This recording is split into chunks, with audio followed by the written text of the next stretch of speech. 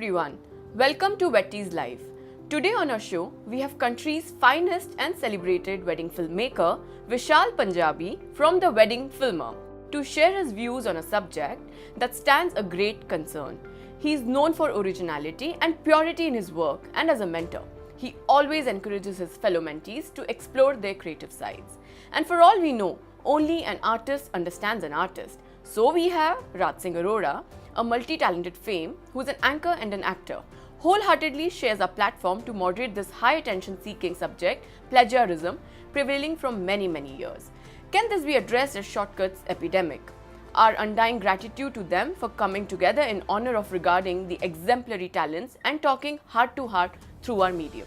Welcome Vishal to Wetties Heart to Heart, and we really thank you for being here and taking out time of your schedule and coming here to talk with us.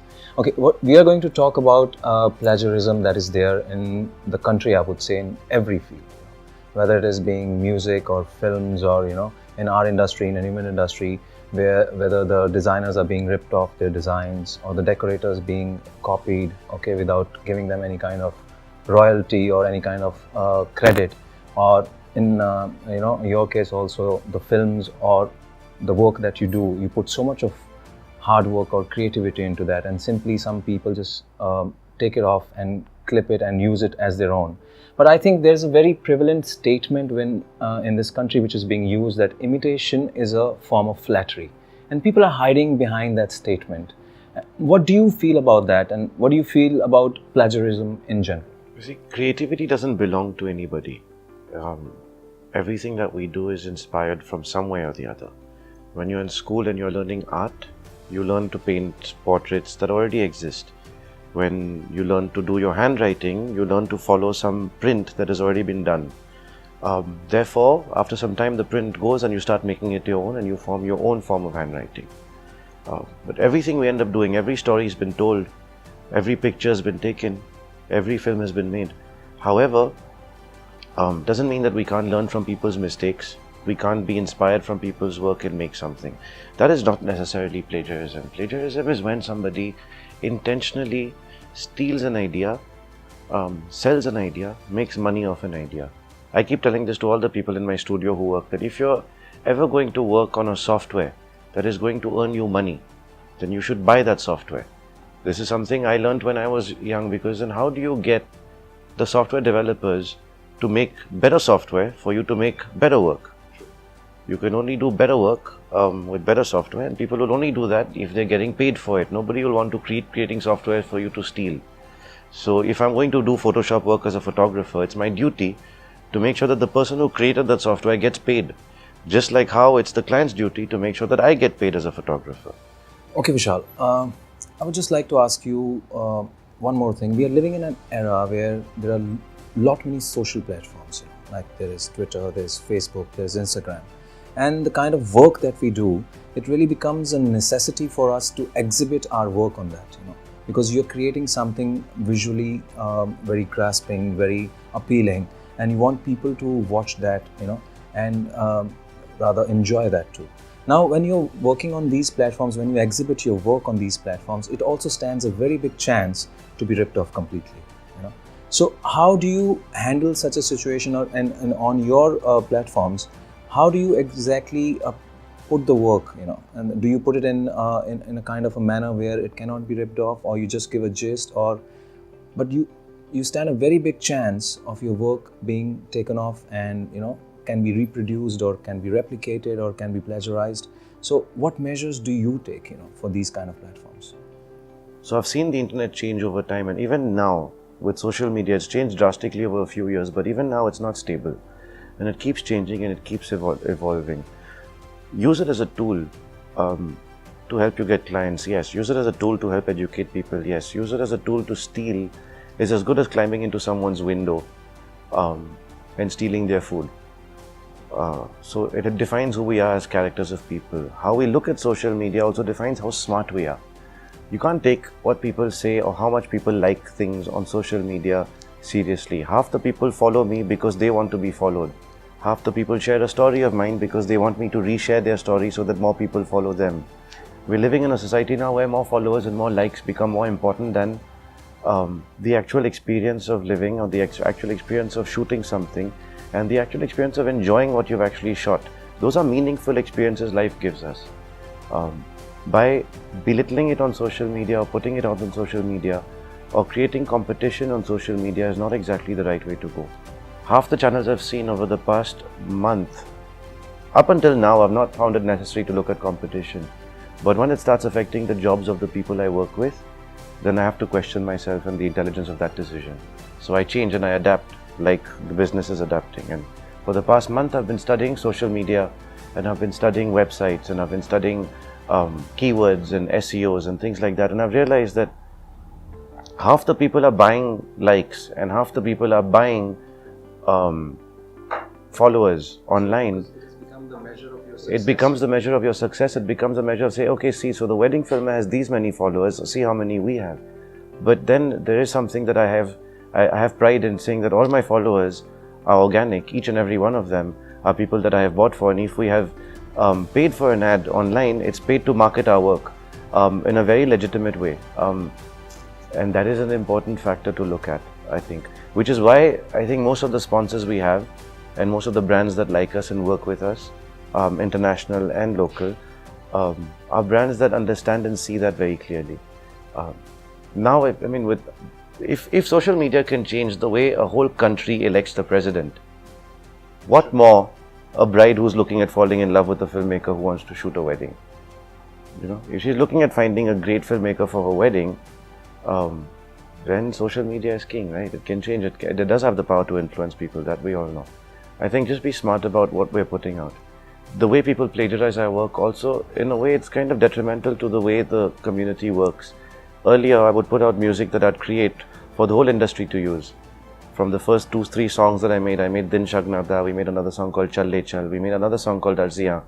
And to promote the artist, to promote the idea of creating original music for weddings, the idea to buying rights for songs to recreate them, the idea of using karaoke versions so that we can showcase talent when we can't afford to create music, and to give people platforms to be able to perform. Artists want to sing, they want their work to be heard, they want people to appreciate it. You know, brides and grooms want to have a great memory, so why not tie the two together? I thought it's a great idea, but then it came to a point where even a song like Din Shagnada was an example for people to make one, right? But then everybody else started making the same song. So then you have the same song made 10 times. Wouldn't it be nicer for me to be inspired for a change, for somebody to make something original that I would look at and be like, oh wow, that's beautiful. And then I would pick up the phone and respectfully ask them, hi, I just came across your video and I found this song. Can I please use it with permission?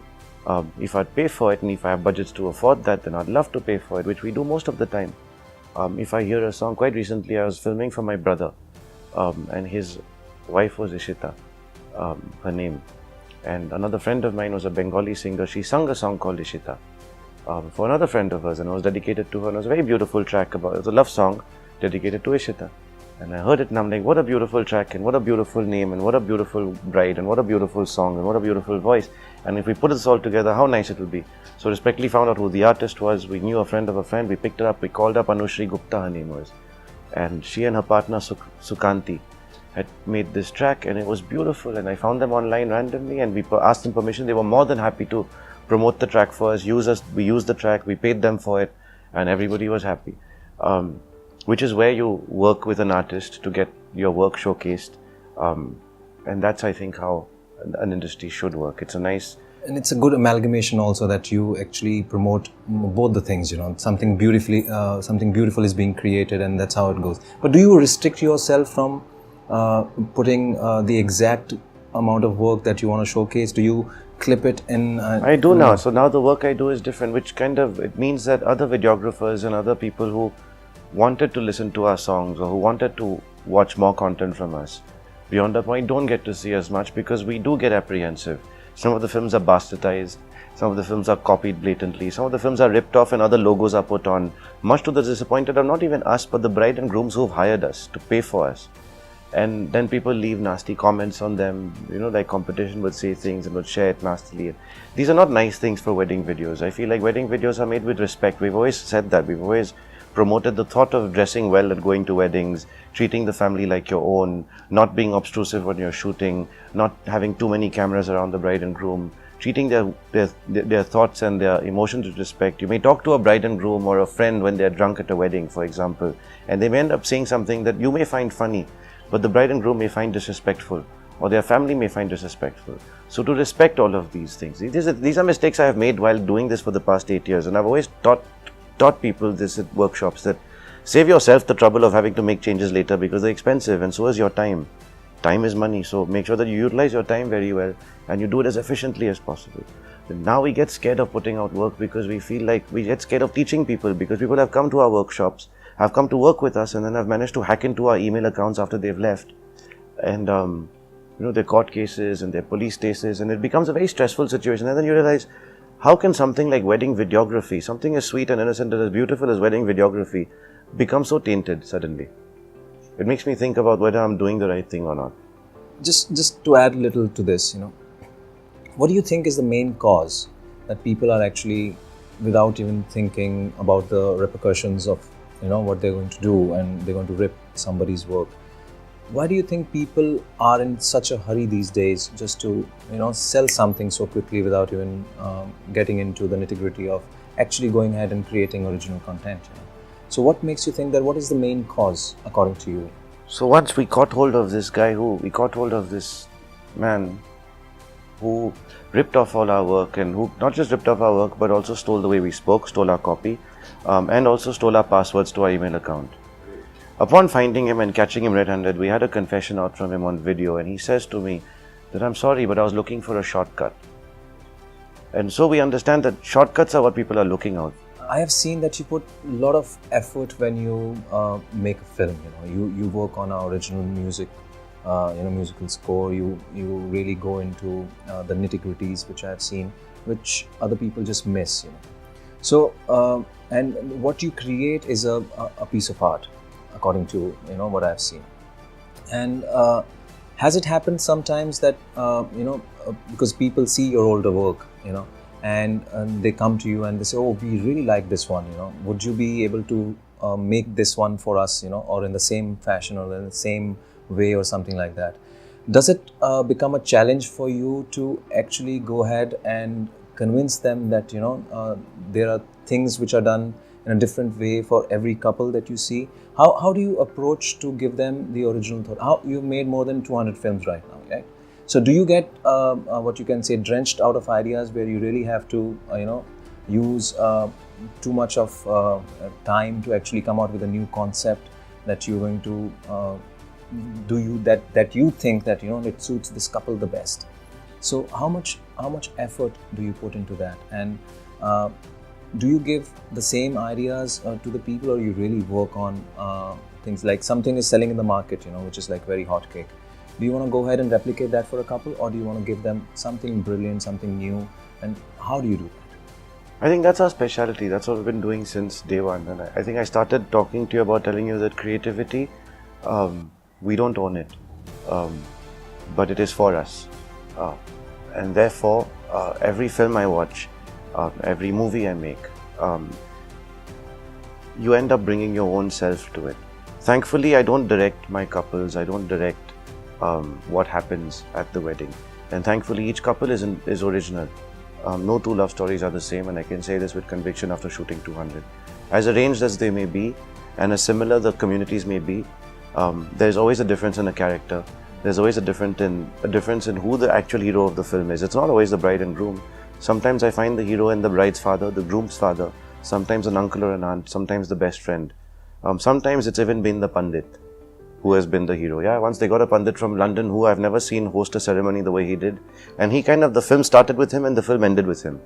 And went through the whole journey of the 3 days. But then I think the ability to think on your feet as a director, when you're doing documentary films like this based on real people and real life, you have to be able to think on your feet and not restrict yourself to a certain idea that you may have preconceived for them, because things change every day. It's important to plan. I tell this to my team every day, but plan within boundaries, so you have enough room to move around in your plan, and that's an important factor. But I think, yes, brides and grooms do come to me and show me work and say sometimes. But more than bride and grooms, I think you see that in advertising, where people come to you and say, this is the pack shot we want, show me references, show me a reference of the pack shot. And I'm like, if I'm to show you a reference of the pack shot, then what's the point of hiring me as a director to give you something original? Because I'd rather do something that I've not seen before, which is why up until now I've not actually sat and looked at anyone else's wedding films, because I don't want it to taint the way I look at films, and I'm sure people wouldn't want their heads to be tainted the way I would make a film. So, when you see there is art in question, there is always, what you can say, connoisseurs or people who love art or who rate art or something like that.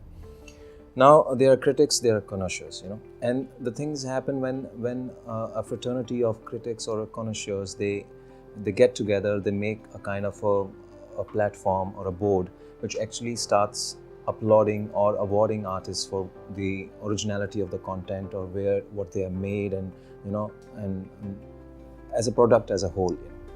Now, what do you think is the responsibility of that platform? Okay, to keep in mind the originality of the idea, okay, the whole depiction of the idea before they go ahead and award. They should. According to you, do you think that they should actually go ahead and do a kind of a credit check, whether this has been made earlier in some other way, or it has been plagiarized, or does it stand a chance of being inspired, as people say? So what do you think is the responsibility of that platform before they go ahead and award something? Because this is a very, very sensitive topic for an artist, because if something I have made, okay, is being ripped off, and that particular product is being awarded, okay, without any due credit to me or something like that, it actually burns the soul of an artist. Right, first of all, let's talk about awards. If somebody was to celebrate plagiarized work, if this happened in the Oscars, what would happen? So if somebody was to find out that an Oscar-winning film was plagiarized, they would strip the person off the Oscar, and that person would be ostracized by society on the whole. It happened before in the past. In India, not so much. Back in the 90s, Bollywood would plagiarize every known song that was slightly melodious. There were lots of music directors who would just rip off music. I was about to mention one by mistake. Anu Pama Chopra, I don't know. So someone, yeah. But it became okay for people to do that, and thus it became a joke. India became a global joke for bad Bollywood songs in the 90s, and bad Bollywood costumes and bad Bollywood sets, because their films were ripped off, their music was ripped off, and there's no originality. Until Aditya Chopra came and Karan Johar came, and they started making K3G and these other films like Kuch Kuch Hota Hai, which also inspired in a certain sense, but then made them beautifully and started changing the way people looked at music and started changing the way people looked at films, and then a couple of companies got sued in India, which is then when people said, oh, let's buy the rights of the film. That might be a smarter idea, which is why when Karan Johar wanted to make Pretty Woman, he had to pay through his teeth to buy the rights of Pretty Woman, the song. It doesn't come for free, these things. These are tags, and these are lines, and these are grooves, and these are notes, and these are melodies, and when we want to use a song, we buy the rights, so we have explicit permission to use it for certain digital rights. You can't just plagiarize a song. You can't just lift up a song. If you're using songs that we want to use, then we've got certain rights to use those songs. Back at the beginning when I started, I really had no clue about all of this, and I thought I was making home videos. Until our videos started getting banned, and we started getting notices saying that what we're doing was wrong. And then we learned from our mistakes and changed the way we function. And now we create original music. We use copyrighted, royalty-free music. We hire musicians to create what we want for us. Otherwise, what's the point of doing this then? What's the point of calling it a film? Or what is so cinematic about what we are creating if it's not original? To have a wedding awarded, I feel on the basis of just that, I think is a little off. Because what does it mean? That somebody else's wedding was not as nice as somebody else's wedding? Someone's love story was not as beautiful or as more meaningful as another one's love story? That's not something nice to say. And then there's the question of announcing in the public and saying this film has been plagiarized, and this is not, it's someone's wedding film, it's someone's memory that they were supposed to make. So the fact that they had the audacity to taint it by stealing it in the first place is sickening. And how they sleep at night, I don't know. How other people hire them, I don't know, because that's something that shouldn't happen. It's very sacred. It's a wedding. Otherwise, like I said earlier, if this is a wedding It's based on two people falling in love. It's based on two families coming together. It's based on... I started doing this because I wanted to know about how people's relationships are. When I got married, I filmed my own wedding. I found the whole process to be really beautiful and enjoyable. The fact that I'd get bouquet lights, I'd see people smiling and dancing, all the girls were pretty and everybody had hair and makeup. They all wore nice things, there were flowers, the day is beautiful. And then I realized everybody also shoot at beautiful places and I like beautiful things. I've been dying to make a love story, romantic Bollywood film for the past 18 years. And it's very difficult casting for someone like that in Bombay because I wanted to work with a Shah Rukh Khan or I wanted to work with an Amir Khan or but nobody would work with me.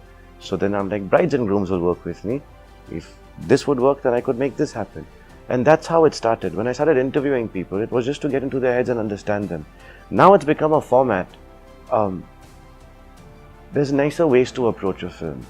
You know, it would be nicer for the videographer or for the photographer to sit with the bride and groom and actually ask them what is important to them and what they want to remember and how they would want to remember it, and try and accommodate how we work to give them the memory we want to give them. We all have our strengths and weaknesses. So if I see a bride and groom who want something that I can't give them, then I would tell them. There's some people in this industry, like there are companies who, we're talking about, I think Badal Jain or Raja Jain or Joseph Radek, and you know, these companies who shoot really, really well, who they know how to cover. They do things that we will never be able to do because they've been doing this for so long. They know how, they've got experienced technicians behind them when they're doing all of these things. Therefore, I would not sell my services to a bride and groom who I could see requires those kind of services. I have to stay true to what I'm good at and I have to be able to offer those services to them. I can adapt, I can learn, I can get better, I can train myself, and then when I feel confident and good enough, I can try.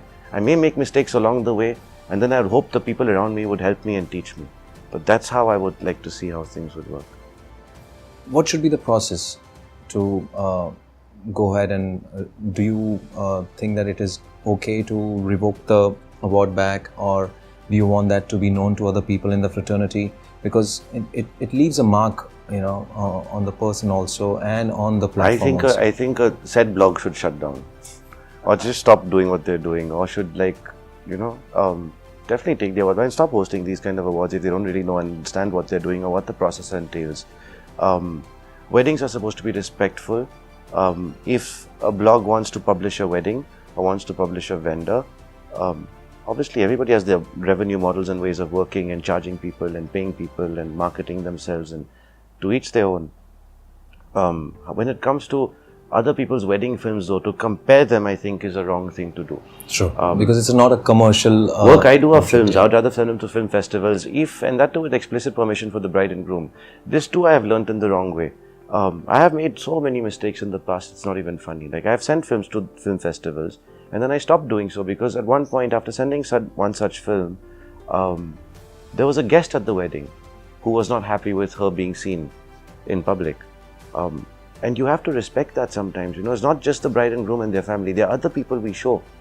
Last year, I remember we went to some award function and something happened, and there was a film that won an award, and it opened with a bunch of naked people dancing in a swimming pool. And most of them were not very attractive. And if it was me as a guest with my skinny body and my hairy belly, shaking it with a glass of beer in my hand, and my mom and dad didn't know I drank, and it was a dodgy space to be in. I don't want to be seen in public. I work in a bank, or I'm not doctor, and I've got people working under me. Because it's private, it's a private moment. I went there to party with my friends, not to be publicized over the internet with my naked body shown. And if I'm to do so, I would do so very respectfully and with explicit permission. These are mistakes I have made in the past, so it's only nice for me to tell people not to do them, because they could land up in serious trouble one day for trying to do something sweet.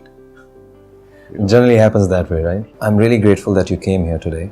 Okay, thank you. And you shared your views about this, because coming from you, it means a lot to understand how much trouble and how much effort and how much time you put, you know, in making what you make. As you said, that every love story is different, and instead of making one Bollywood, maybe you have made 200 love stories. You know, that is a big what you can say. We're quite proud of it. Yeah. So, but I really like the way you worked with all the small details that come of making a wedding a lifetime memory for a couple. And I really wish and I feel that you keep on doing what you're doing, because I am really touched by what you do. Because after watching one of your clips, I went home and I took a pledge, you know, that if I'm going to get married, I'm going to get married only when I'm in love, because I saw those moments there which were very, very touching. And I really congratulate you for what you're doing. Thank you so much for being here with us today. Thank you. Thank you.